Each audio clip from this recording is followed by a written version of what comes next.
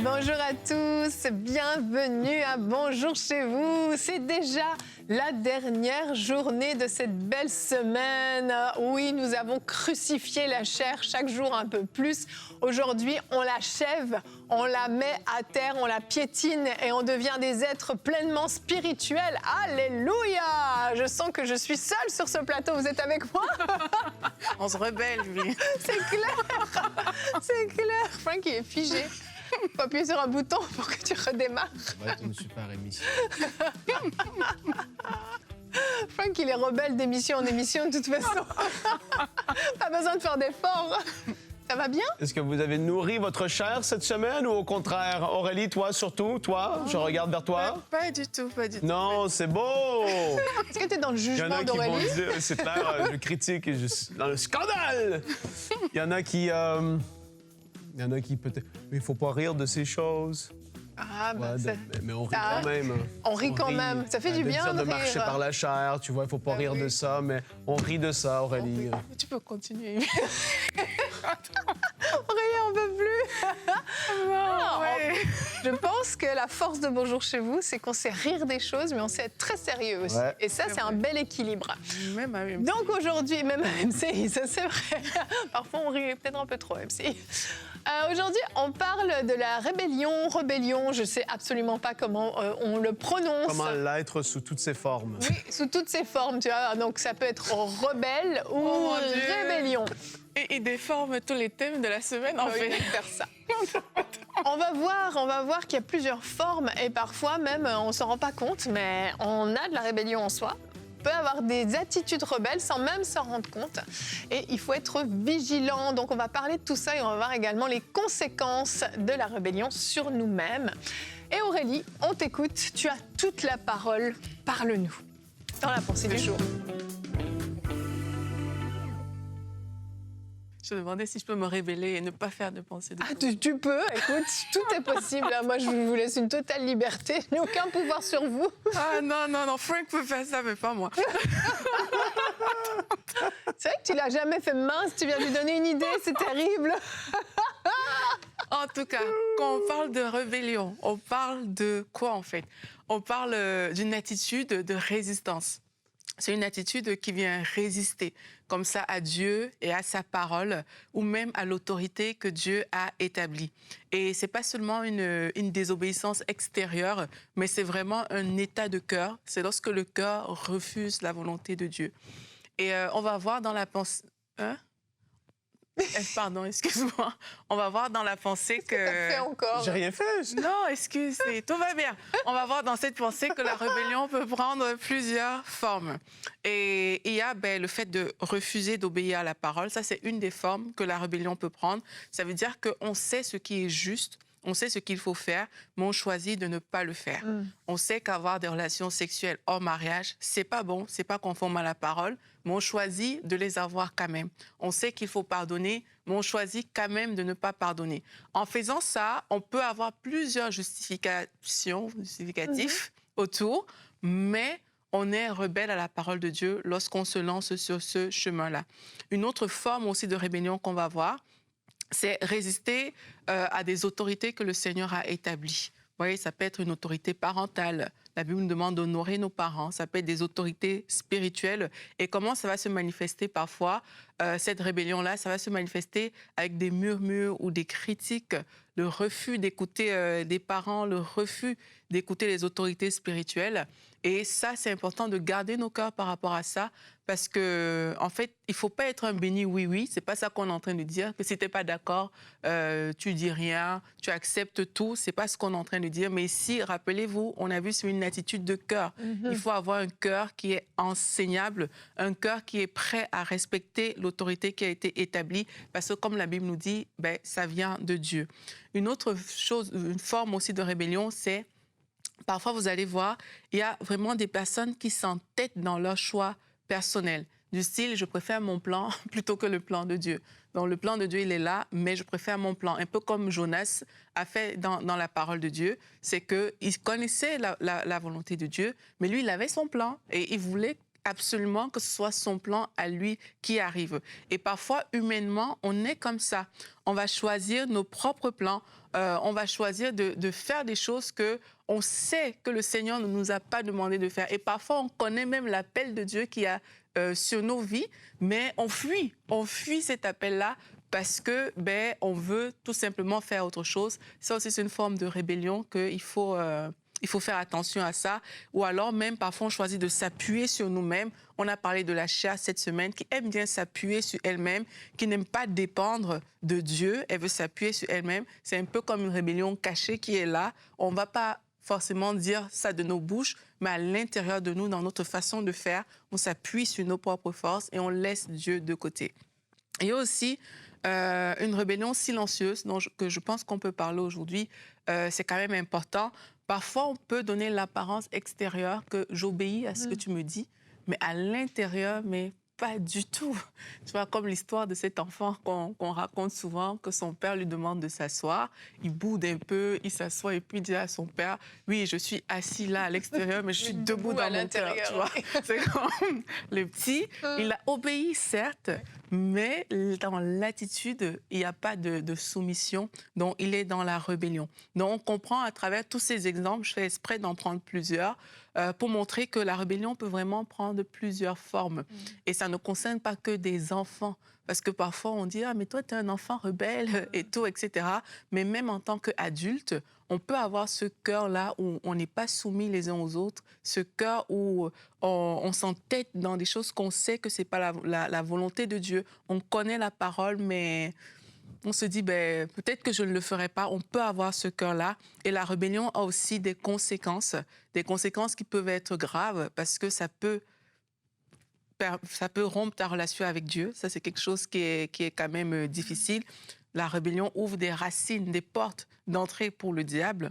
On le voit aussi dans la parole de Dieu, que ça ouvre même plusieurs portes à la malédiction. On a vu qu'Israël a tourné dans le désert pendant 40 ans, juste à cause de la rébellion. Juste parce que leur cœur n'était pas soumis à Dieu, ils tournaient en rond, ils tournaient en rond, ils tournaient en rond. Donc la rébellion peut bloquer votre destinée. Donc aujourd'hui, on vous encourage vraiment à ne pas être ces personnes-là qui résistent à Dieu, qui résistent à ce que le Seigneur a établi, mais vraiment avoir un cœur ouvert et soumis pour la volonté de Dieu.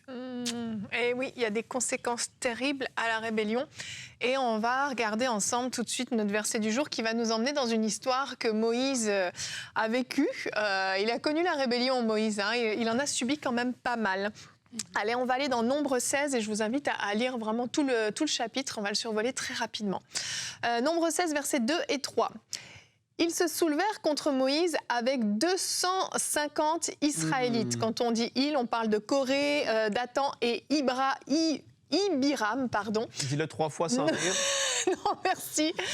Donc, ces 3 hommes se sont mis ensemble avec 250 Israélites et des princes de l'Assemblée, de ceux que l'on convoquait à l'Assemblée et qui étaient des hommes respectés. Donc, on comprend qu'ils ont pris des gens bien.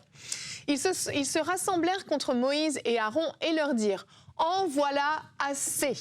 En effet, tous les membres de l'Assemblée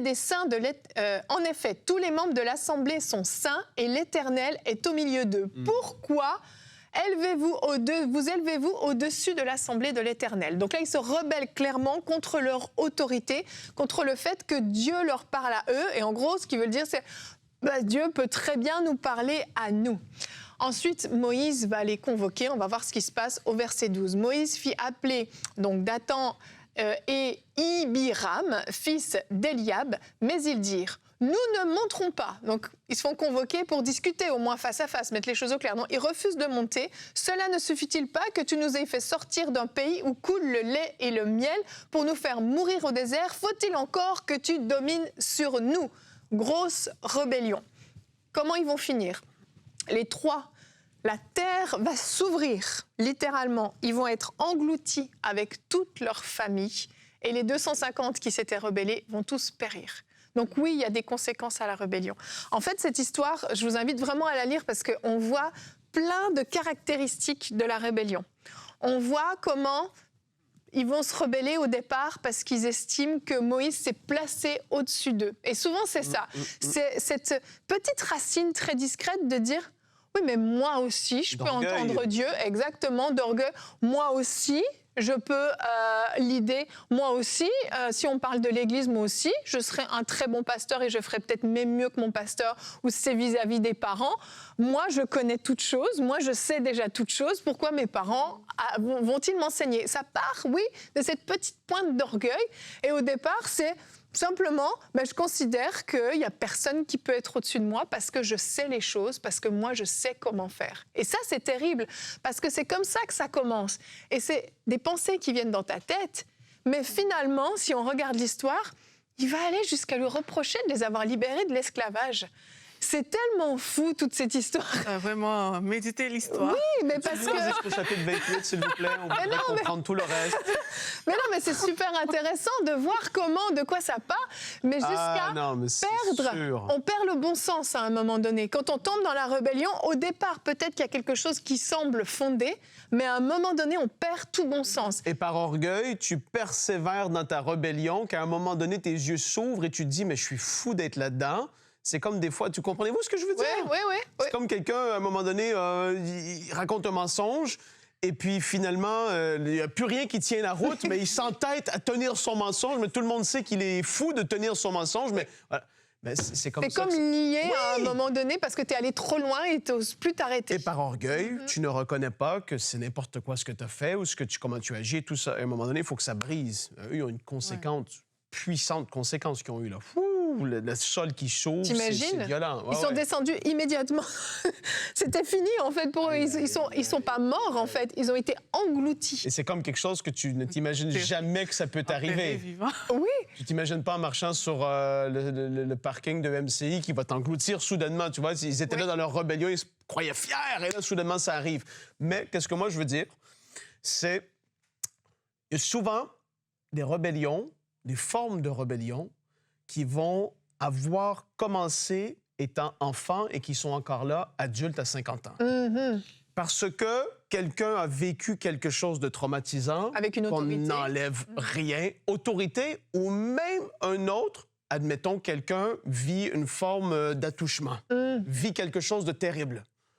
Et là, dans la tête de la personne, enfant, adolescent, peu importe l'âge, jamais je vais faire confiance à un homme ou etc. Vous voyez ce que je veux dire? Et là, ce moment-là crée une forme de rébellion vis-à-vis d'un autre ou vis-à-vis d'autrui ou vis-à-vis d'une façon de faire, peu importe c'est qu'est-ce qui est arrivé. Et en fait, aujourd'hui, pour pouvoir t'en sortir, il faut que tu sois capable, à quelque part, idéalement, de te dire, mais où est-ce que ça a commencé, mon attitude de jamais je vais faire confiance à quelqu'un? Parce qu'en fait, tu es dans une forme de rébellion quand Oui. tu es là.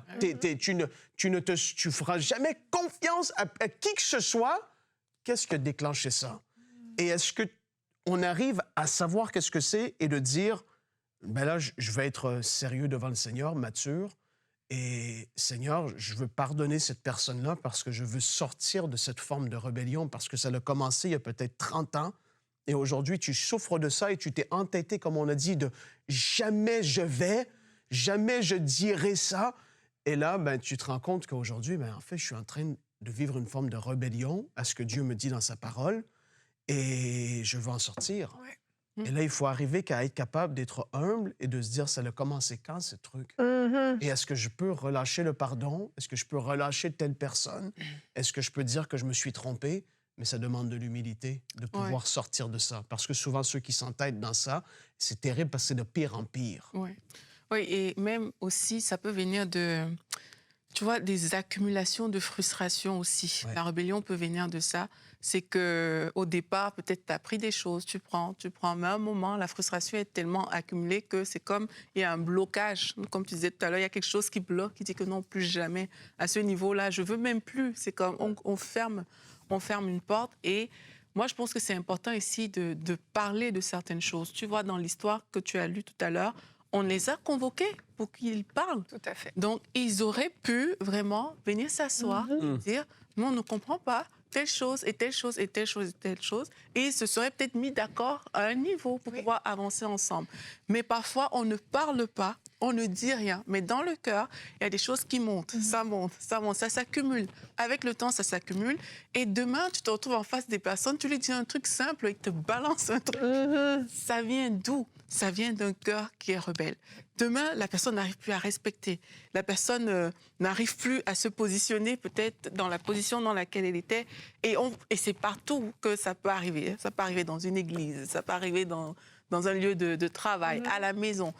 Il y a souvent des choses comme ça dans le cœur qu'il faut apprendre à dire. Parce qu'on ne naît pas rebelle. Non. C'est qu'il y a quelque chose qui se passe à l'intérieur de toi et cette chose te fait devenir rebelle. Donc, c'est important de voir quels sont les non-dits peut-être que j'ai dans mon cœur qui font en sorte que je ne regarde plus peut-être mon patron ou mon pasteur de la même manière. Je ne vois plus mes parents de la même manière. Quelles sont ces choses-là qui sont dans mon cœur et essayer de verbaliser, discuter avec ces personnes-là, ça va annuler ces racines de rébellion. Là, je ne suis pas en train de te corriger, Aurélie, mais tu dis qu'on n'est pas rebelle, mais la chair est là. C'est vrai. Tu vois ce que je veux dire? Dans le sens que, tu vois, tu n'es pas né, tu es un rebelle, tu pètes les plombs et tout, mais parce que c'est une manifestation de la chair. On est dans une semaine de la chair. En toi de la rébellion. Voilà, elle est là et l'enfant veut se rebeller. La Bible dit, enfant, obéissez à vos parents. Ben justement, sinon, tu es dans une forme de rébellion face à l'autorité parentale, etc. Et donc, quand tu comprends, parce que je ramène juste ça à la semaine, parce que tu aimes cette semaine sur la chair, Evelyne. Oui, elle est importante. Elle nous concerne tous. Et j'imagine que tu as certainement une bonne chose à nous apporter tout de suite, maintenant, sur la rébellion. Mais tu n'avais pas fini? Oui, j'ai terminé. OK. Je ramenais ça à la chair, et qu'elle est là, un peu de nature, Parfait. mais qu'on devient de plus en plus rebelle. Oui, je vois ce que tu C'est veux ça que je dire. veux dire. Je rebondis du coup sur ce qu'Aurélie disait juste par rapport à l'accumulation. Ouais. Parce que c'est super intéressant et c'est très, très vrai. C'est qu'il y a une accumulation et à un moment donné, c'est comme ça lâche. On arrive à se verrouiller parce qu'on se dit non, il faut pas. Mais en fait, c'est pas normal d'accumuler. Yeah. Si tu accumules, ça veut dire, pour reprendre ce que tu disais dans ta pensée, c'est que quand quelqu'un te demande de faire quelque chose et que tu l'acceptes, en fait, tu l'acceptes avec la bouche, mais tu l'acceptes pas dans ton cœur. Et c'est là que tu accumules. OK, je vais le faire. Première fois, ça passe. Deuxième fois, tu n'as pas envie de le faire, mais je vais le faire. Mais qu'est-ce qui se passe? Oui, tu vois. J'ai déjà vu Evelyne respirer comme ça. Je peux voir Evelyne répondre comme ça. C'est bon, je vais le faire. Elle va le faire. Mais si tu fais pas attention, c'est que peu à peu, dans ton cœur, tu es là, en train de te rebeller dans ton cœur. Tu vas dire, c'est juste dans mon cœur, c'est pas grave, mon attitude n'est pas rebelle. Mais si tu as de la rébellion que tu as laissée un petit peu dans ton cœur, et comme disait Aurélie, des non-dits, le problème, c'est que oui, ça va finir par exploser. Et ça va exploser comment? Avec la médisance, on en a parlé cette semaine. Tu vas commencer à aller parler aux autres de ce que tu as dans le fond de ton cœur, pas à la personne. Parce qu'il y a un non-dit souvent, d'ailleurs. Exactement. Ouais. Donc, tu vas commencer à dire, tu vois, on nous demande toujours de faire ça, mais lui ici, mais lui ça, et puis nanana, puis je comprends pas, et puis... Donc, tu vas commencer à polluer. Et la rébellion, c'est ça, c'est que ça contamine. Tu es rarement rebelle tout seul. Regardez dans l'histoire que j'ai lue, ils se sont alimentés d'abord à 3 et ils ont rassemblé 250 personnes à leur cause. Mais c'était pour leur perte, finalement. Au départ, c'est 3 gars qui se sont certainement réunis dans une tente et commençaient à murmurer contre Moïse. Ils n'étaient pas contents parce que Moïse avait dit ci ou ça. Et donc, c'est très sournois. Ça s'installe peu à peu. Et au départ, tu te dis, c'est pas grand-chose, c'est juste un désaccord, etc. Mais même le plus petit désaccord peut mener à une grosse rébellion, voire même à une division, si je prends dans le cadre de l'Église, ça peut même amener à une division, parce que ton cœur n'est plus aligné avec la personne. Il y a plein de divisions dans les Bien églises sûr, à cause de ça. mais des fois, c'était parti d'un truc, Mais un élément. Parfois, des cas que moi j'ai connus, par exemple dans l'Église, parfois c'est parti d'une réprimande. Oui. Tu vois, c'est qu'on m'a dit quelque chose que je n'aimais pas, on m'a reprimandé, et parce qu'on t'a reprimandé, là, tu as choisi de tomber dans la rébellion. Oui. Et je pense que pour se garder aussi de la rébellion, il faut apprendre à accepter des remarques. Il faut apprendre à accepter la réprimande. Ça fait partie de la vie en société. Oui. C'est qu'il y a des réprimandes qu'on va te faire, mais au lieu que ton cœur se ferme pour s'endurcir et pour se rebeller par la suite, mais il faut apprendre à accepter en fait ces remarques-là. Et si on ne comprend pas une fois de plus, peut-être demander des explications par rapport à ça, mais éviter que la réprimande vienne juste être un dépôt dans le cœur qui amène la dureté. Un espèce de sentiment d'injustice que tu viens cultiver après, puis ça amène à de la colère, et puis oui, ça amène à de la rébellion, mais c'est sûr, il faut être ouvert à la réprimande. Et j'ai souvent vu, dans des cas, je reste dans le cadre de l'Église locale, mais on parle de la rébellion dans son sens large, mais dans le cadre de l'Église locale, j'ai souvent vu quand il y avait des problèmes avec un frère ou une sœur qui commençait à vraiment devenir rebelle, puis à vouloir contaminer d'autres personnes, quand ça arrivait aux oreilles du pasteur, je l'ai vu vraiment très souvent. Le pasteur convoque la personne en question, la personne quitte l'Église. Ouais. Elle refuse même de venir confronter, parce que justement, la personne est déjà tellement devenue rebelle qu'elle veut même plus discuter avec la personne. Donc je me dis, quelle est la source de ta rébellion? Est-ce que c'est vraiment que tu penses faire mieux ou c'est vraiment se rebeller pour se rebeller? Vous voyez ce que je veux dire? Ouais. C'est qu'à un moment donné, tu tombes, c'est ce que je disais, dans le sens que tu perds le bon sens. C'est que tu es juste rentré dans l'opposition perpétuelle. C'est plus je suis d'accord ou je suis pas d'accord. C'est une opposition. L'autre, il dit noir, toi, tu vas dire blanc, systématiquement. Il y a un esprit de contradiction qui vient s'installer, qui va faire que tu ne seras jamais d'accord avec l'autre. Au point où tu vas même refuser la confrontation parce que tu as déjà verrouillé ton cœur. Pour toi, c'est déjà fini. Et là, c'est chaud quand on arrive là. C'est vraiment chaud. C'est pour ça qu'il faut absolument accepter la réprimande dès le début et être capable de s'ouvrir à ça et de reconnaître que peut-être on a eu tort, peut-être on s'est trompé, on a mal agi. Ouais, puis il y a des endroits où est-ce que c'est très normal d'être comme ça, mais c'est pas normal. Non. Et on parlait entre nous en antenne que certains pays sont comme ça et certains pays sont comme ça. Et il y a vraiment des choses qui sont enracinées dans certaines cultures qui sont comme acceptées. Mais c'est pas normal. Non. C'est pas normal, telle affaire ou telle affaire. Et tu dis aujourd'hui, là, je te pose la question juste parce que où est-ce que toi tu habites? Je sais pas, tu habites où? Il y a des gens de partout sur la Terre. Il y a des endroits où est-ce que la rébellion, c'est comme une façon de vivre. Ouais. Où est-ce que la médisance, c'est une façon de... Où est-ce que la plainte, c'est une façon de vivre. Il y a des pays qui sont réputés pour être les rois de la plainte. Et d'autres, c'est les rois des mensonges. Et l'autre, c'est... Et là, il faut apprendre à se dire, mais c'est vrai que où est-ce que moi j'habite, il y a des pays d'ailleurs, au contraire, qui sont tellement pas rebelles, qui sont des moutons et qui vont suivre tout. Mais c'est vrai. Mais il va y avoir d'autres choses qui vont être cachées, qui ne seront pas forcément mieux. Mais tu te trouves où? Et quelle est la culture en ce moment de ta vie en général? C'est là la question que je te pose. On a parlé cette semaine de médisance, de jugement, de scandale, de vivre dans la chair continuellement, des cultures de cris, comme j'avais partagé dans une émission. Comment est-ce que tu peux définir ta vie, ton petit monde, univers à toi dans ta maison, avec ton mari, ta femme, tes enfants? Comment est-ce que c'est?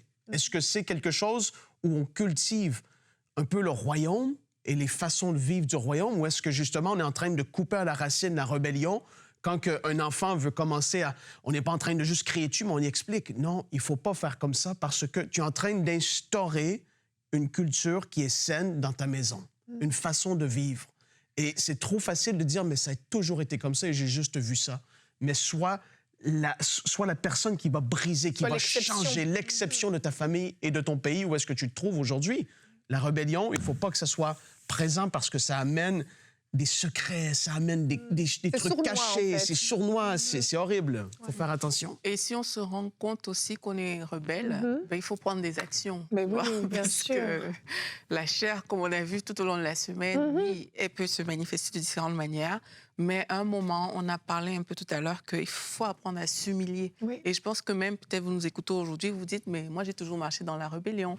Frank a parlé des personnes qui ont vécu des choses graves, qui ont entraîné la rébellion. Aurélie, juste vite fait, c'est qu'il y en a aussi qui n'ont même pas compris ou ne comprenaient pas que c'était une forme de rébellion dans laquelle ils vivaient. Et c'est vrai. comme leurs yeux s'ouvrent en ce moment de se dire, ah, peut-être que c'est ça. Et je voulais juste le spécifier, c'est vraiment ça qu'ils vivent. Effectivement. Mais quand on se rend compte, ben là, il faut s'humilier, en fait. Ouais. Comment on va d'abord s'humilier devant Dieu en demandant pardon d'avoir marché pendant autant d'années dans la rébellion, etc.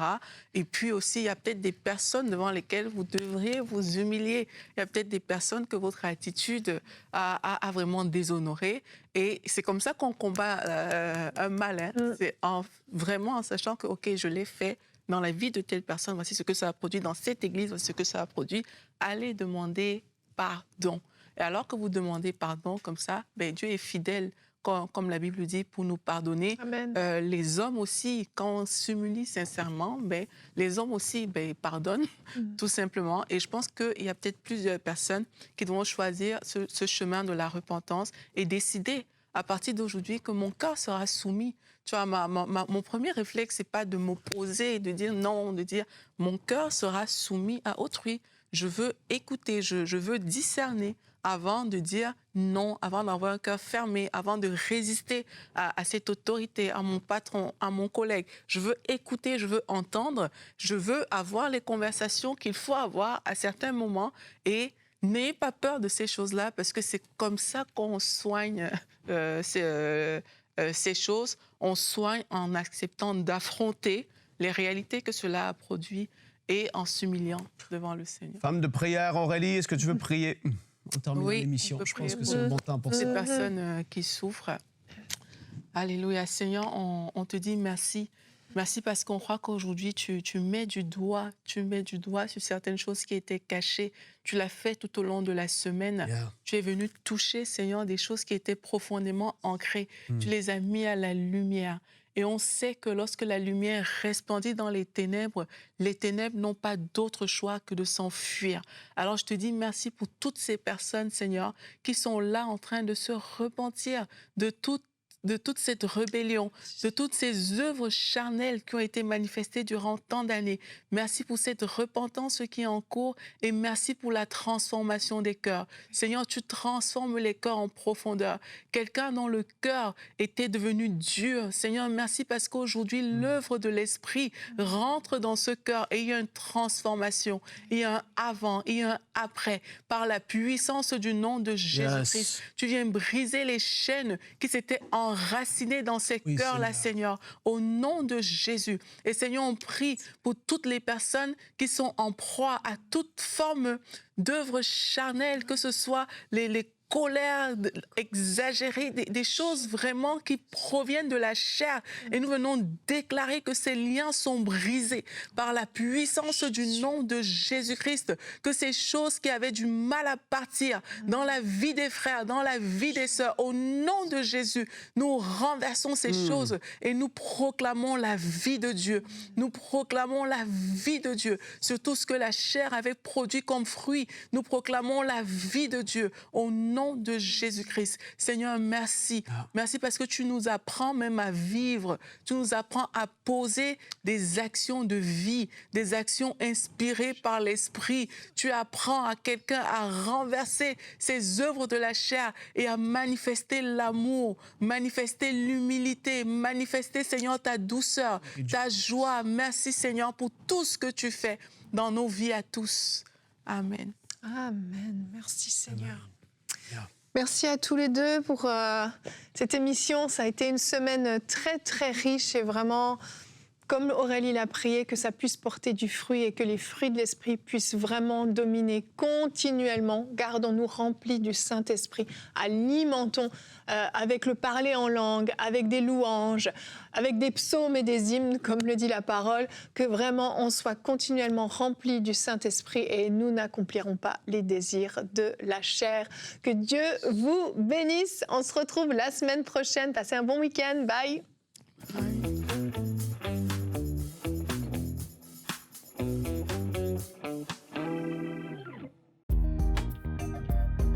Merci à tous nos précieux partenaires, grâce auxquels cette émission a pu être réalisée.